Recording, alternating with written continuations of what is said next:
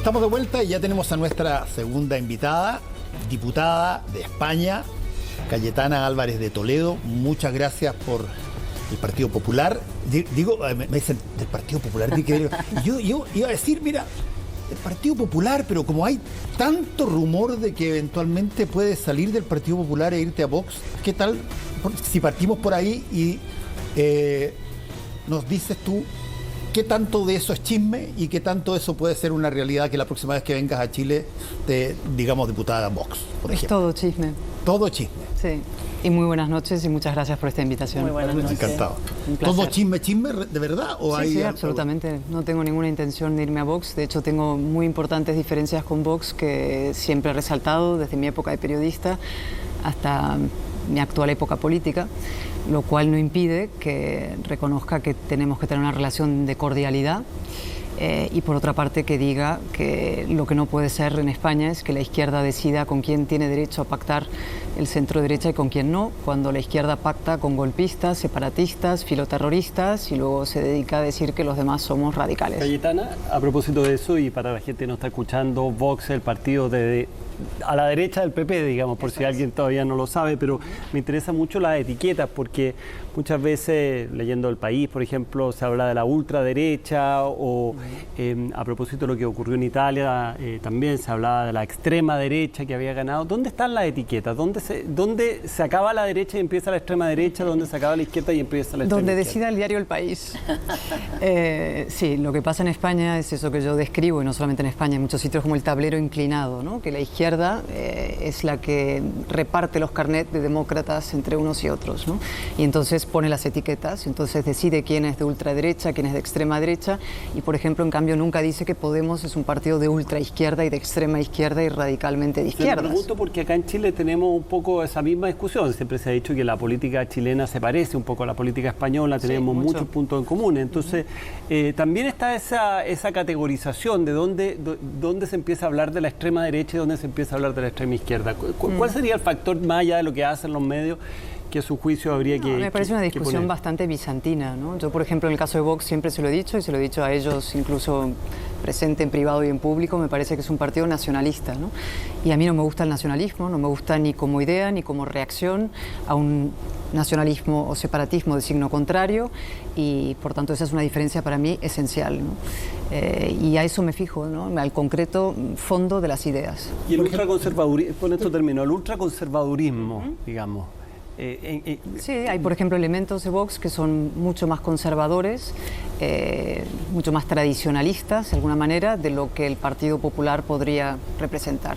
¿Qué pasó en España? El Partido Popular, en la época de José María Aznar, la primera, consiguió un hito muy importante que era la reagrupación de todo lo que estaba a la derecha de la izquierda en un mismo partido, con lo cual cabían liberales, conservadores, incluso algún socialdemócrata bajo ese gran paraguas de partido. Eso se rompió, ese espacio político en tres, y es verdad que han salido, digamos, escisiones y el voto más conservador y un punto distinto, un punto nacionalista, como digo, se ha ido al partido Vox.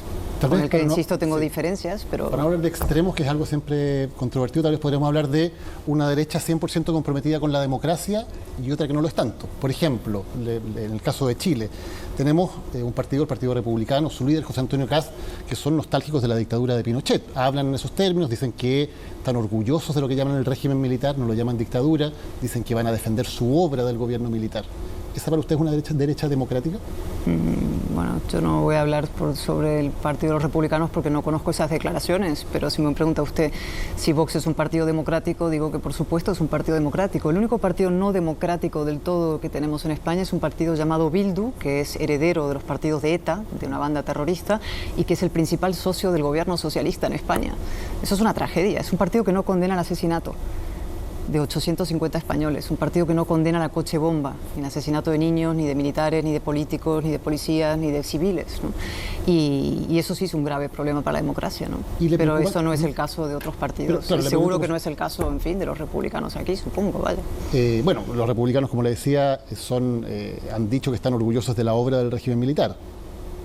Lo ha dicho José Antonio Kast. Por eso le pregunto, por alguien que es de derecha, para ver dónde pone el límite usted entre lo que considera derecha democrática y lo que considera una derecha que no está comprometida con la democracia. Pues mira, algo que no está comprometido con la democracia sería un partido que, insisto, promoviera para un país medidas que no son democráticas o involuciones antidemocráticas. Otro partido que tenemos en España, yo me voy al caso español, que es del que vengo y que puedo conocer más a fondo y que también apoya al gobierno y que ha sido indultado sus líderes, es un partido que inició un golpe y promovió un golpe de Estado en España hace exactamente 5 años. Un golpe a la legalidad constitucional y democrática para conseguir la independencia de Cataluña. Eso no son ni métodos, ni fines, ni objetivos democráticos. Y esos están en el mainstream de lo llamado moderación democrática española, porque la izquierda lo decide, ¿no? Con lo cual yo tiendo a combatir estas etiquetas que pone la izquierda y desde luego ser perfectamente capaz de distinguir lo que es y lo que no es. O sea, en eso hay que ser implacable. ¿Y tiene alguna crítica, por ejemplo, a otros proyectos de derecha como el de Bolsonaro en Brasil? Hoy acaba de ser la primera vuelta electoral. A mí no me gusta. Mira, Brasil. yo creo que uno de los problemas de la política contemporánea y en América Latina, por supuesto, pero en otros sitios, es que se está produciendo movimientos pendulares, ¿no? Entonces, que hay una izquierda reaccionaria, una izquierda identitarista y reaccionaria, por tanto, que está teniendo una respuesta al otro lado por una derecha antipolítica, ¿no? Entonces se mueve el péndulo. Lo que está pasando es que el gran espacio liberal, racional, de la centralidad política en el más amplio sentido de la palabra, no centro como el centro de la nada, sino un centro profundo, un centro cívico, está replegado y huérfano. Y lo que tenemos que hacer en nuestros países, en todos los nuestros, España y los vuestros, es trabajar para que ese espacio político tenga representación, para que la razón tenga representación. Por ejemplo, si usted acaba eligiendo entre Castillo y Keiko, pues acaban eligiendo a Castillo. Si colocamos Biden-Trump, pues acaban eligiendo a Biden. Si ponemos Petro Hernández, acaban eligiendo a Petro. No, pero no es mi candidato. Yo no me gustaría. Claro, yo preferiría. Hay un espacio en la racionalidad. Biden es un candidato perfectamente racional, más allá de que uno le guste o no. Bueno, ¿me entiende? Yo creo que me entiende por una racionalidad fuerte, liberal, en el sentido de clásico liberal y no en el sentido americano de liberal del norte de Estados Unidos. Ya, ¿no? una sensibilidad de centro-derecha, digamos. Y Bolsonaro y Lula, me dice. No, Bolsonaro no es mi candidato, como no, Rodolfo Hernández no hubiera sido mi candidato, como la señora Meloni no hubiera sido mi candidata, ¿no? Y el problema es que estamos en ese espacio político de un centro-derecha combativo, claro, ser capaz de dar la batalla a las ideas, que es esencial, y ser buenos gestores a su vez, porque son compatibles las dos cosas. Nos faltan candidatos, líderes y alternativas. Hay que construir esas alternativas. ¿Usted considera que Biden es tan extremo como Trump o que Lula es tan extremo como Bolsonaro?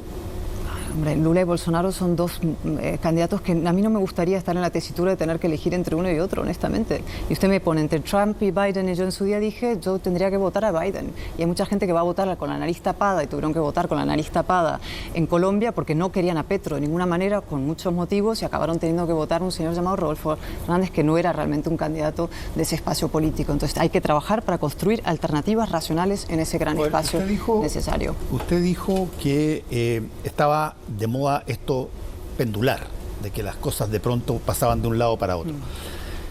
¿Qué significa eso en términos de proyección política?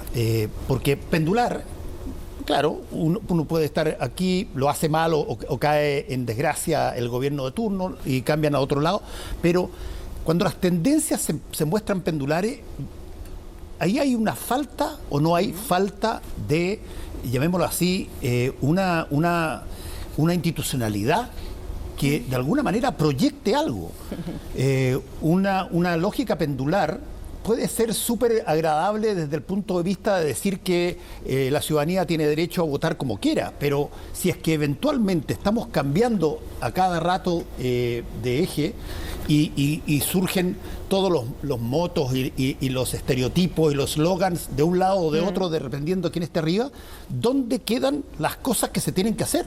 Claro, bueno, estamos en la era de la irracionalidad, ¿no? Y del sentimentalismo que ha invadido la política y lo ha contaminado. Y eso está llevando a una crisis de la representación y una crisis de las instituciones y de los parlamentos y la propia política. Yo me dedico a la política y tengo una gran vocación política. Y me paso el día intentando prestigiar la política y devolverle el papel que merece dentro de la sociedad.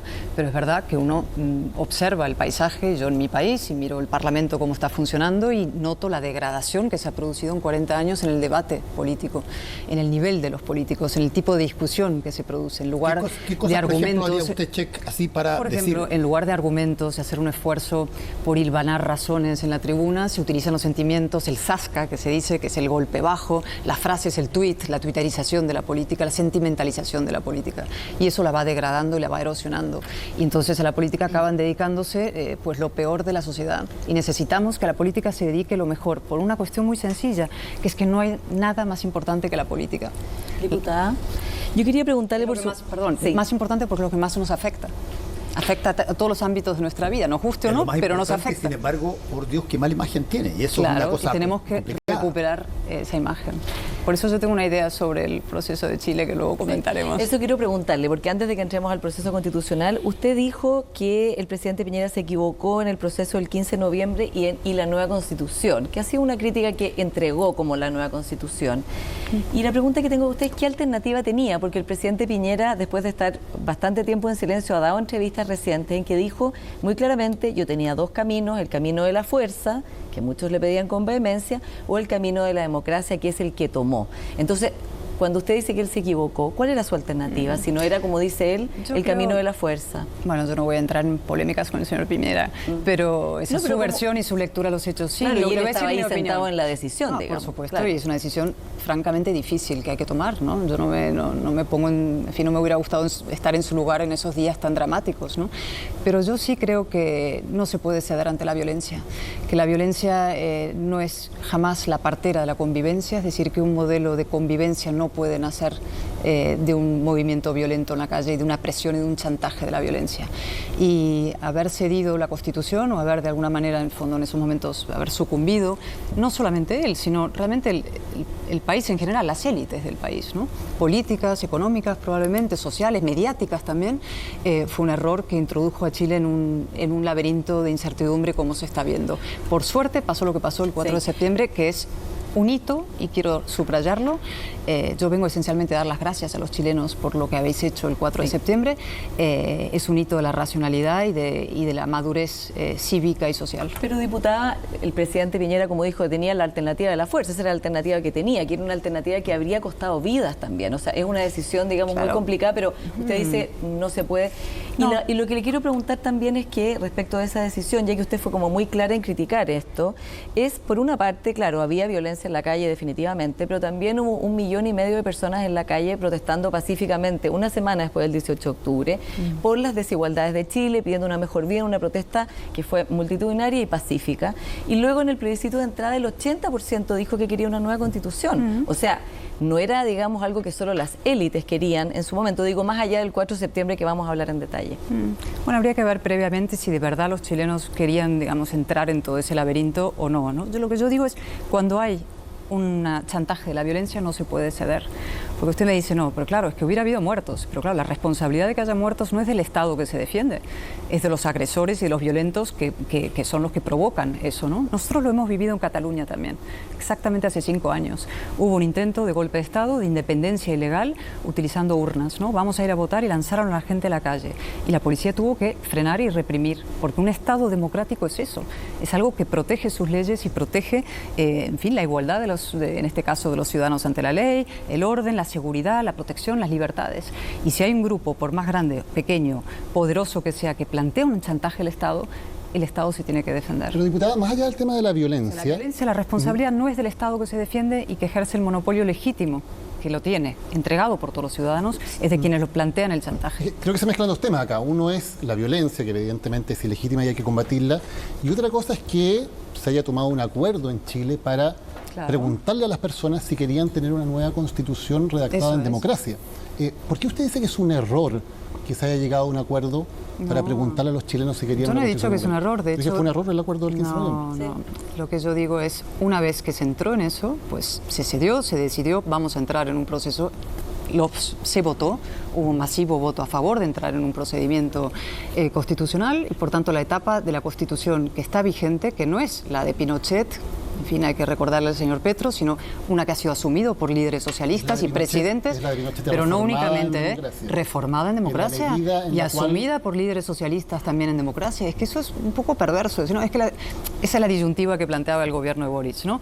O Pinochet, Constitución, o Constitución de derechos nuestras. Fíjense lo que ha sido la respuesta de la ciudadanía, masiva y abrumadora. Pero le pregunto por el proceso, porque efectivamente la ciudadanía rechazó masiva y abrumadoramente la propuesta constitucional, eso es absolutamente claro. Y ahora tiene que haber una nueva Constitución, tiene que haber un proceso. Pero no entiendo por qué usted parte de decir que era un error comenzar este proceso. No, yo no he dicho que es un error comenzar, es un error responder a un chantaje violento entregando una ¿Y constitución. no se respondió a un chantaje violento? ¿Se respondió a algo que era algo que...? Inició con la violencia y luego efectivamente hubo unas protestas sociales perfectamente legítimas cuando es pacífico. Las protestas son legítimas y las sociedades protestan y en democracia tenemos ese derecho. Y tienes derecho también a cambiar tus leyes y a cambiar tu constitución si así lo decides pacíficamente. La idea de cambiar la constitución en Chile no parte el 18 de octubre de 2019. Durante 30 años, en cada encuesta que se hacía, una mayoría consistente de chilenos quería una nueva constitución democrática que reemplazara la constitución que había dejado la dictadura.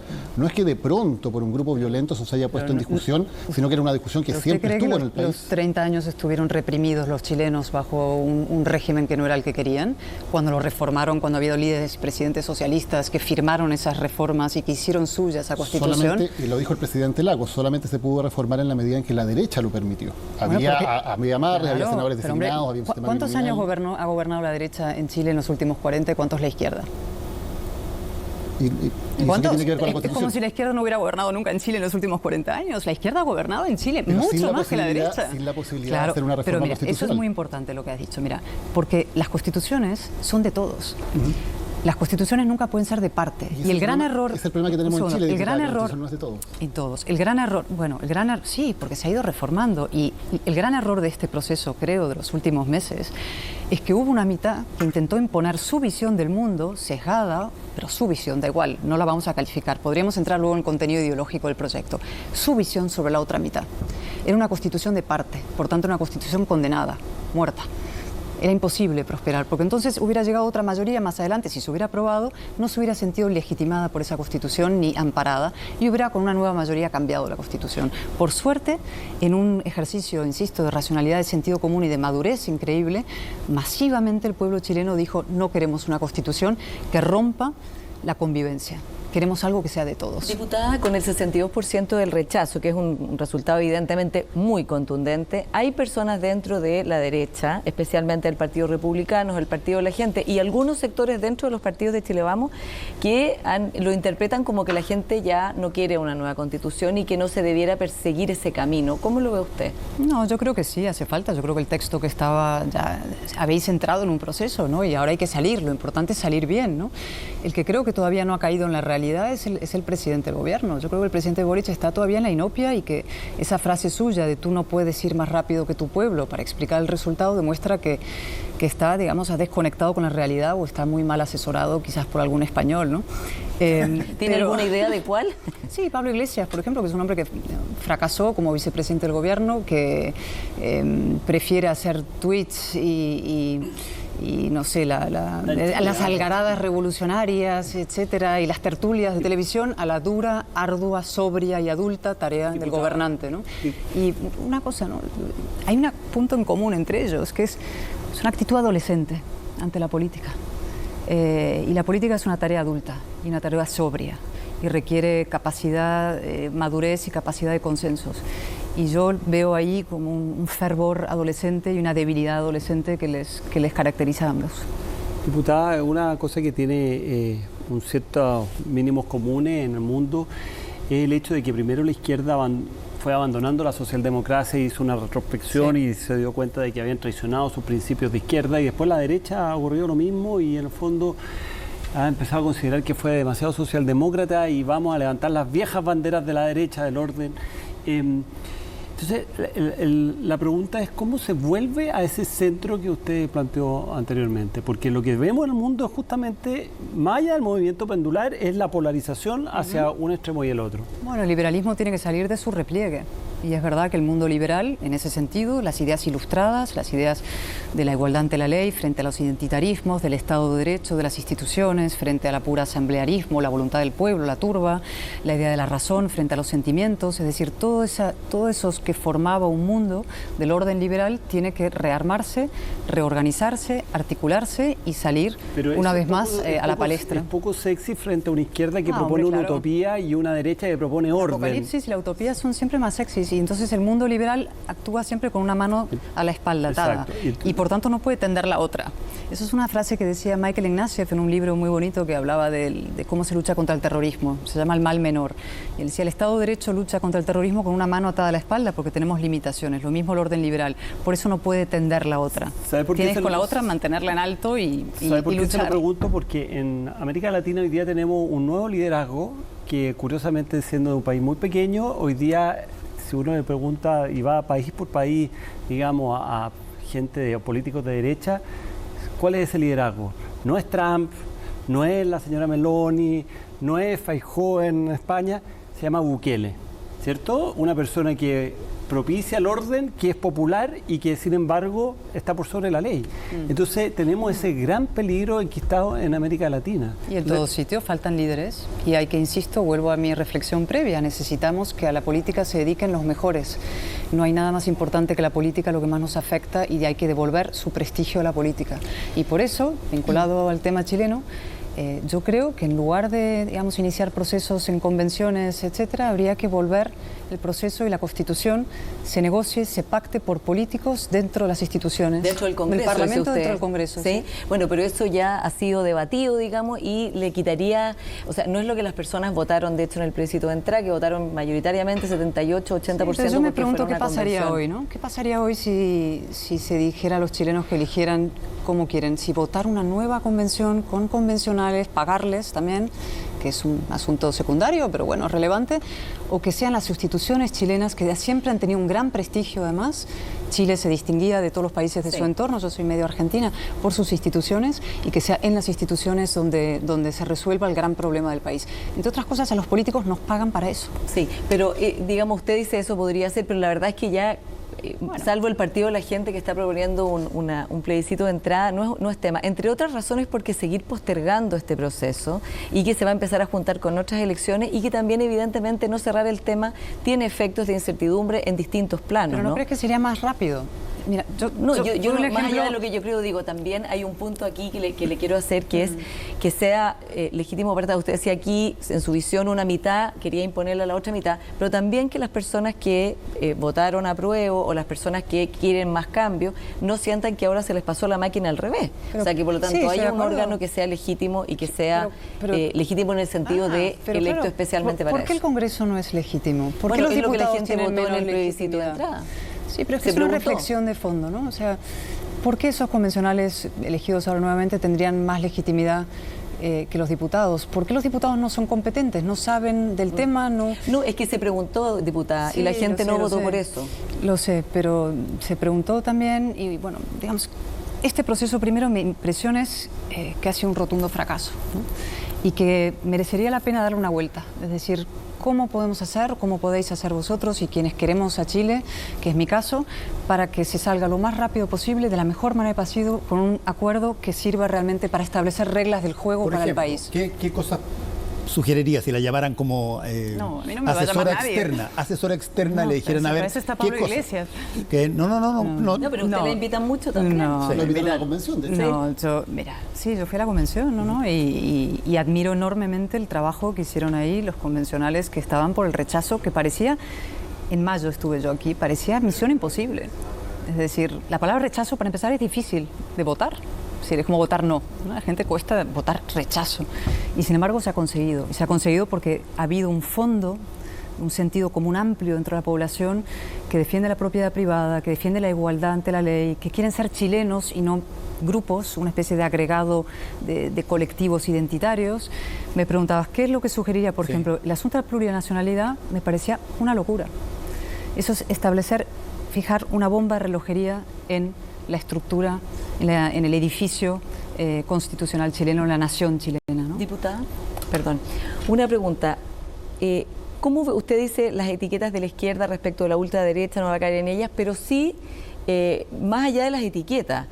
Hoy día en la derecha hay un conflicto porque, por ejemplo, las personas de Chile Vamos, como el senador Macaya, que están impulsando continuar el proceso constituyente, han sido calificadas de traidores, han sido incluso funados. Hay ahí una tensión, digamos, y que claramente hay una parte de la derecha que probablemente se va a quedar fuera de este acuerdo por un nuevo proceso. ¿Usted cree que ¿Es toda una derecha la misma o que hay diferencias entre las derechas? Pero es que hay muchas diferencias. Los seres humanos somos únicos, es decir, y los partidos no son sectas. Yo siempre lo digo, dentro de mi partido hay muchas sensibilidades distintas sobre muchísimos asuntos. No estamos cortados con la misma tijera, no pensamos lo mismo, no opinamos lo mismo. Entonces se trata, y eso es el arte de la política, la grandeza de la política, de poner de acuerdo de una manera generosa y con altura al mayor número posible. ¿Se puede contentar a todo el mundo? No, eso es imposible probablemente. ¿Se puede contentar a un número suficiente que sea un suelo democrático fuerte para el país? Por supuesto que sí. Mire, la transición española, que tiene ciertos paralelismos, como decías, la historia de España y Chile tienen paralelismo, ¿no? La Constitución se hizo dentro del Congreso, una ponencia, ¿no?, de los 7 padres de la Constitución, y en el último momento al final tuvieron que reunirse los dos, uno que representaba al centro derecha ampliamente y otro al centro izquierda ampliamente, al Partido Socialista, en una mesa y decir, bueno, pactemos, sí, pero no salgamos de aquí, lleguemos a un acuerdo. Muy corto, diputada, solo para entender su concepto de qué es lo que cabe en esta derecha en la que usted cree y por la cual trabaja. Es, por ejemplo, un diputado del Partido Republicano, dos diputados están proponiendo una legislación que vaya en contra del aborto en 3 causales que hay en Chile, en 2, y que las mujeres violadas puedan ser encarceladas entre 5 y 10 años, y ha dicho que eso no es porque... va a ser mayoritario, ¿no? No va a ser, pero usted, ese tipo de derecha, ¿es parte de lo que a usted le parece que digamos, le identifica? No es un bloque, no, hay cosas, yo no estoy de acuerdo con cosas que usted ha dicho, como no estoy de acuerdo en cosas que he dicho de Vox y demás, pero es que no son bloques.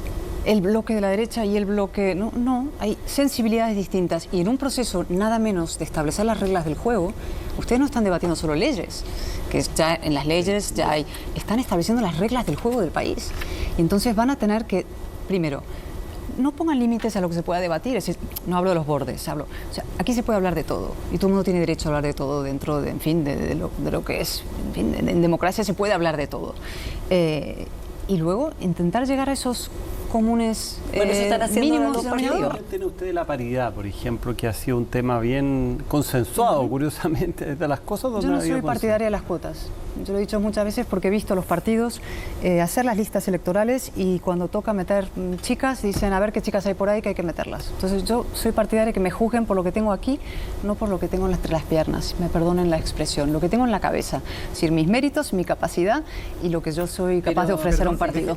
Hacerle una pregunta, porque me quedo dando vuelta, sigo con la cosa del péndulo por una sola cosa. Si hay algo que es capaz de hacer irracional a una persona racional, estoy citando a un proverbio, es un halago. Es que de pronto pase algo que calza exactamente con lo que yo pensaba. Por ejemplo, pasó eso, y lo vimos en una forma muy fuerte cuando tú tienes prácticamente el 80% de los votantes que dicen queremos una nueva constitución de tal punto y de tal cantidad. Y muchos en la convención, y lo han reconocido varios de ellos, creyeron que básicamente eso era un cheque en blanco para que tú pudieras hacer cualquier tipo de cosa. Bueno, ahora se cambia la situación y viene un 64 muy potente, muy fuerte, que le hace un paralelo muy grande a la nueva constitución, y empiezan a aparecer de nuevo acá un poco la lógica de que, ¿sabes?, no hay para qué conversar, no hay para qué hablar, quizás no hay que hablar de nada de esto.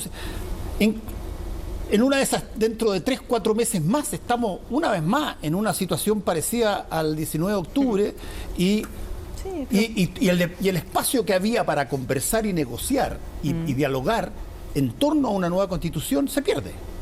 Por eso hay que dialogar, y a fondo. De hecho, algunos de los problemas contemporáneos, y vuelvo aquí a la izquierda, que se ha vuelto una fuerza como de censura y cancelación en tantos sentidos, es que no se permita hablar de determinadas cosas. Y hay que hablar a fondo, porque cuando no hablas, es decir, siempre digo, el populismo es la venganza de la realidad contra lo políticamente correcto, ¿no?